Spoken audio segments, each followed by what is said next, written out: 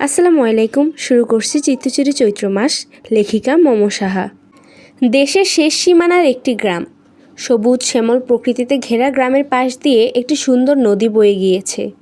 একটি টিনের ঘর থেকে বাচ্চাদের সমস্বরে বলা বাক্য ভেসে আছে, অতে ওলি আতে আম।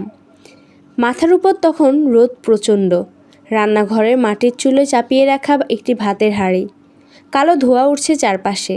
গরমে লাল হয়ে আছে চিত্রার মুখটি। সে হাঁড়িটা ভালো করে ঢেকে দিল, গিয়ে বসলো ঘরের ভেতর। গরমে লাল হয়ে গিয়েছে তার মুখটি। ফ্যানের নিচে বসে পাশের ঘরে থাকা বাহার ভাইকে ডাকলো, শুনছেন, হয়নি পড়ানো? বাহার ভাই চিত্রের কণ্ঠ শুনে ও ঘর থেকে বেরিয়ে এলেন এই ঘরে। ঘামার্ত চিত্রের দিকে তাকিয়ে ফিক করে হেসে দিলেন। চোখ ছোট ছোট করে বললেন, কী মেয়ে, গরম বুঝি নাজেহাল করে দিল? চিত্রা তপ্ত নিঃশ্বাস ফেলল, নাকের পাটা ফুলিয়ে রাগত স্বরে বলল, হাসছেন কেন? বেলা কটা বাজে দেখেছেন? খাবেন না? বাহার ভাই এগিয়ে এলেন, চিত্রার মাথায় হাত বুলিয়ে দিলেন সস্নেহে। মায়া মাখানো স্বরে বললেন, ক্লান্ত লাগছে? তুমি জিরিয়ে নাও। কেন যে আমার মতন লোকের সাথে সংসার করার এত বায়না করলে? দেখলে তো কত কষ্ট, লুকিয়ে বাঁচতে হচ্ছে। চিত্রা আলগোছে বাহার ভাইকে জড়িয়ে ধরল, দাঁড়িয়ে থাকা বাহার ভাইয়ের পেটে মাথা রাখল, বলল, এই কষ্টই যে আমার সুখ বাহার ভাই, এই কষ্টের জন্যই তো বেঁচে থাকা। এত ভালোবাসলো কেন আমায় রঙ্গনা? গোটা একটা দুনিয়ায় আপনি ভালোবাসা না পেয়ে চলে যাবেন তা চাইনি।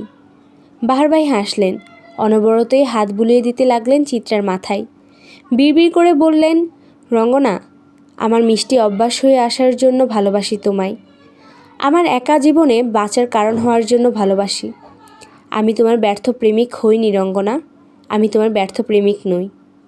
গ্রামের ছোট সুন্দর নদীর পাশ দিয়ে আয়োজিত হচ্ছে বিশাল মেলা। গ্রাম্য মেলার এক অনবদ্য রূপ। হইচই নেই, কোলাহল নেই, শান্ত স্থির মেলা।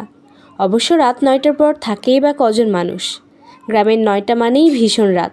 ফুরফুরে বাতাস এসে গায়ে লাগছে। আকাশের অপরূপ থালার মতন চাঁদ উঠেছে। চাঁদটি হাসছে মিটিমিটি। মেলাতে এসে চিত্রা বিড়বিড় করে বলল, শুধু শুধু এই সময় নিয়ে এলেন, দেখুন মানুষ কত কম। বাহার ভাই শক্ত করে চিত্রের হাতের মুঠো চেপে ধরে রেখেছেন। চিত্রের কথায় তার দিকে না তাকিয়ে বললেন, মানুষ দেখতে এসেছো না মেলা? মেলা তো মানুষ নেই বলে এত হাউতাশ করছো কেন? লোকটির যুক্তিতে চিত্রা সবসময় হেরে যায়। এবারও হেরে গিয়ে আর চোখে তাকালো, মুখ ভেঙচি কেটে বলল, মেলা মানুষের গমগমে থাকে, সেটাও দেখার মাঝে আনন্দ আছে। এতটুকু শরীর তোমার, মানুষের ভিড় সামলাতে পারবে নিজেকে? মানুষ দেখার কি আছে এত শুনি? আজকাল কি আমায় দেখে মন ভরছে না? চিত্রা দ্বিতীয়বারও মুখ ভেঙচি কেটে চুপ করে গেল। জবাব কীই বা দিবে? লোকটা জবাব দেওয়ার কোনো রাস্তা রাখে না দো।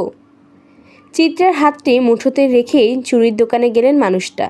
মেয়েটার গায়ে লাল রঙের জামাটির সাথে মিলিয়ে 1 ডজন লাল চুড়ি কিনে দিলেন, যত্ন করে তা পরিয়েও দিলেন।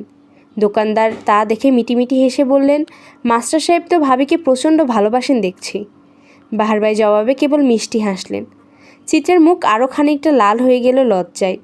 ওরা মেলা ঘুরলো, এটা ওটা দেখলো, সংসারের টুকটাক জিনিস কিনে আবার ভ্যানে করে পাঠিয়ে দিলেন বাহার ভাই। নদীর পাশ দিয়ে শান্ত নিবিড় রাস্তাটি। হাঁটার তালে তালে চিত্রের হাত নড়ছে, সেই সাথেই রুনুঝুনু করে শব্দ হচ্ছে চুড়িগুলোর। জ্যোৎস্নায় রাস্তাটি কি সুন্দর ঝলমলে করছে। সে জ্যোৎস্নায় নদীর জলগুলো চিকচিক করছে। চিত্রাকে দ্রুত হাঁটতে দেখে বাহার ভাই হাত টেনে ধরলেন, সাবধানী কণ্ঠে বললেন, ধীরে হাঁটো রঙ্গনা, পড়ে যাবে তো। চিত্রা পরম নিরাপত্তায় মানুষটার হাত ধরে ফিসফিস করে বলল, রাত হয়ে গিয়েছে, তাড়াতাড়ি তো বাড়ি ফিরতে হবে। বাড়ি যেতে অত সময় লাগে না, তুমি আস্তে হাঁটো। চিত্রা এবার এক ঝলক বাহার ভাইয়ের দিকে তাকালো, তপ্ত শ্বাস ফেলে বলে, আমার আপনাকে নিয়ে বাড়ির বাইরে থাকতে ভয় করে যে বাহার ভাই। মনে হয় এ বুঝি আপনাকে কেউ দেখে ফেলল, এ বুঝি কেউ আপনাকে নিয়ে গেল। মেয়েটার ভীতি ছড়িয়ে পড়ে চোখ মুখে। তা দেখে বাহার ভাই সযত্নে 2 হাত রাখেন মেয়েটার গালে, নরম তুলতুলে উষ্ণ চুমু আঁকিয়ে দেন কপালে।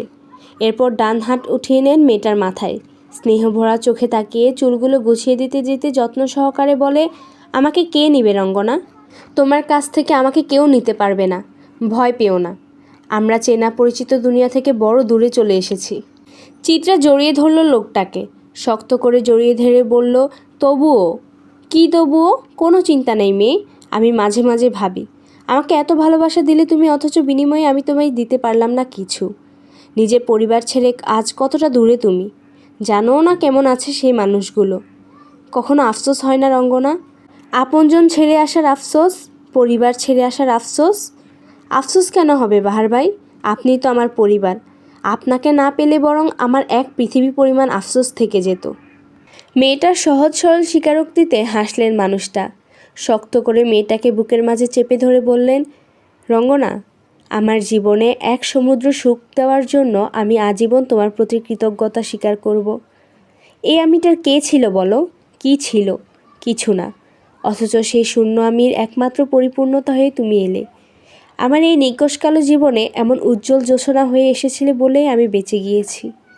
আমার দুঃখের এক জীবনকে সুখে পরিণত করার জন্য আমি তোমায় প্রচণ্ড ভালোবাসি রঙ্গনা।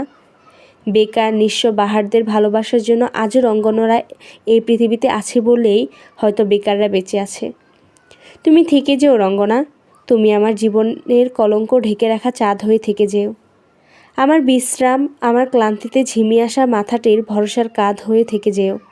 রঙ্গনা, তুমি থেকে যেও আমার দুহাতের প্রার্থনায়, আমার শখের গান, কবিতার খাতার মতন যত্নে পড়ে থেকেও এই জীবনটা জুড়ে। আমি তোমায় ছাড়া বাঁচব না, যেমন করে জল ছাড়া শৈবাল বাঁচে না। তুমি আমার জল হয়েও, আমি না হইলাম শৈবাল। তোমায় ভর করে কাটিয়ে দিব গোটা একটি জীবন, নিশ্চিন্তে, ভালোবাসায় এবং সুখে। ভালোবাসা দিবস উপলক্ষে আমার ভালোবাসার মানুষদের জন্য এটা ছিল আমার তরফ থেকে ছোট্ট একটু উপহার। চিত্রা ও বাহার ভাইয়ের সংসারটা কেমন লাগলো অবশ্যই কমেন্টে জানাবেন। আজকের মতো এই পর্যন্তই। আসসালামু আলাইকুম, আল্লাহ হাফেজ।